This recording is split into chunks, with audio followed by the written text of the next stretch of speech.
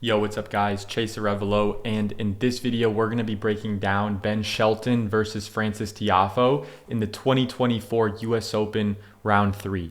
Okay, let's get straight into it. If you're not familiar with who I am, my name is Chase, okay, and I coach at IMG Academy. I was a director at the Rick Macy Academy, and yeah, if you have any questions, feel free to drop it in the comments below or DM me on Instagram at Chase Arevalo. So let's get straight into it.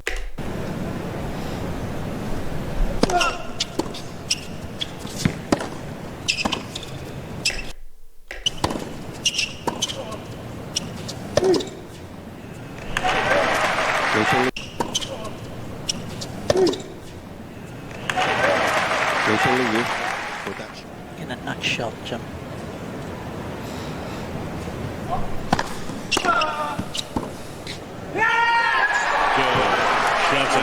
Stunning returns. Yep. I told Craig on text earlier today, keep your phone handy. I'm sure it'll be ringing.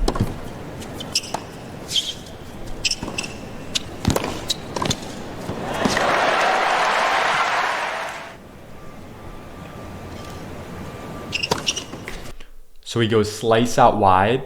Ben Shelton goes slice out wide. The serve breaks the sideline within the service box. Frances Tiafoe is returning it in the doubles alley. He's actually returning it technically outside of the doubles alley. Okay. And look at the footwork of Frances's return here. So he splits. He puts his weight onto his left leg, his left foot. He pushes off the left foot, makes contact, and then the right foot touches down. And then he does a crossover step recovery going back to the middle. Open stance. He goes cross. Ben Shelton goes down the line. That's way too early in the rally to go line there. Not the right opportunity for him. So Frances should hit a winner cross court here. Oh. Or hit it on the net. Oh, man. Touch. Stop play. Oh, man. That is what they came to see. Game. On the screen next to David Witt. That's the longtime friend, hitting partner, and coach of Frances. Yeah, good decision to go lob. That's nice. Good decision to go lob. The best error on the lob is missing it long. Okay, at this level, you can't give your opponent an overhead. Okay, he did a good job going over Frances's backhand side, but he still hit it way too short. Yeah, he's got to give it more air. I mean, look, you're playing outside, bro, right? There's unlimited height in the air for you to hit the lob. So there's no reason to be tentative with the height on the lob. Go for it. That's nice. It's a good swing volley by Frances. Tiafoe.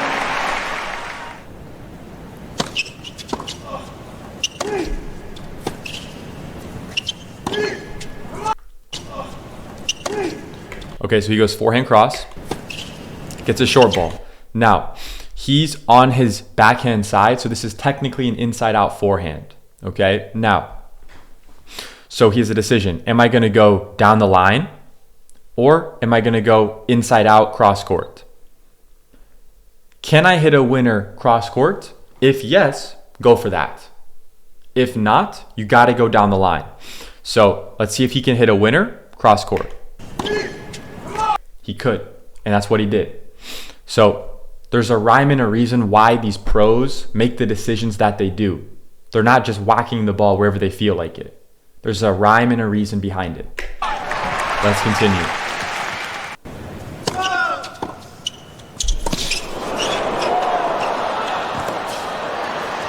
Nice. Let's go, Frances.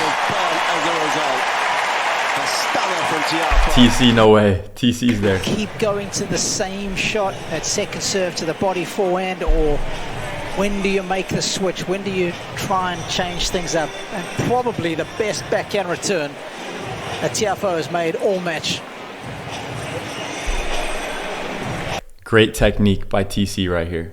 Incredible technique. Goated fitness coach, by the way. If you don't know TC, goated fitness coach. When I was training in College Park, Maryland, he's our fitness coach. Total legend. Notice on his backhand volley how he's preparing. Notice how high his racket head is. One great correction for your backhand volley is set up too high. If you notice the angle of his elbows, they're going to be more close to like this than like really down with the elbows, right? So when you're preparing on your backhand volley, set up too high on your backhand volley.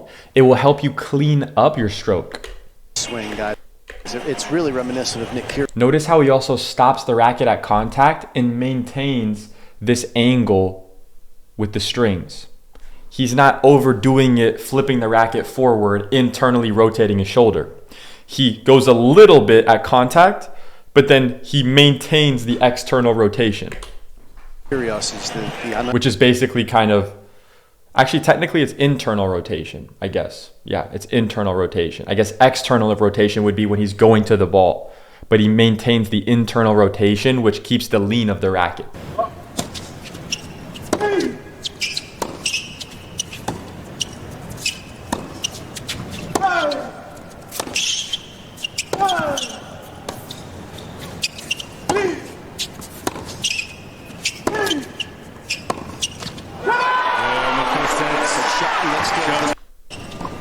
Shelton got the first set. Let's see.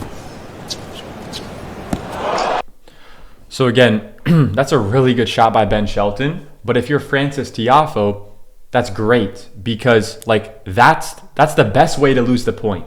If your opponent can beat you time and time again with that like backhand reverse overhead, that's just too good, right? But notice there's a reason why Francis lobbed over his backhand side.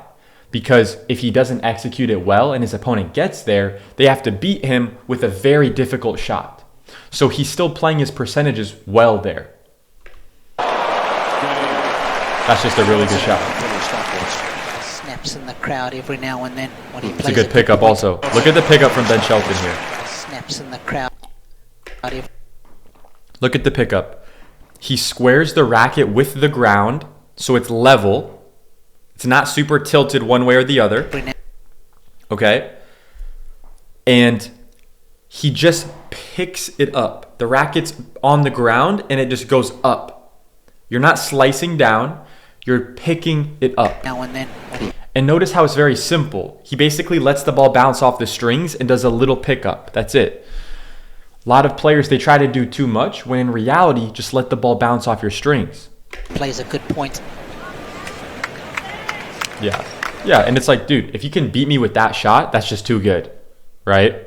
So if you're going to lose the point, it should be that way.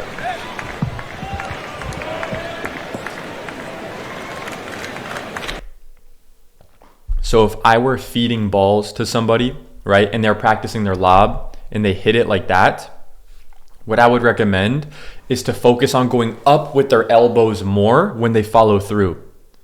Okay, and obviously focusing on the height component, but something technically to work on is just making sure when you're getting under that ball and you're continuing to go through after contact, you make sure you go up with the elbows and really exaggerate that. Okay, so that's one tip you can apply today in your practice when you practice your lob. And that's actually relevant for any ball you really want to get under and get a lot of height and get a lot of getting under the ball a lot and getting a lot of brush and height on it. So if you're ever struggling with that, that's how you can clean it up. It's a crispy angle. But yeah, guys, that's it for this video. If you have any questions, drop it in the comments below.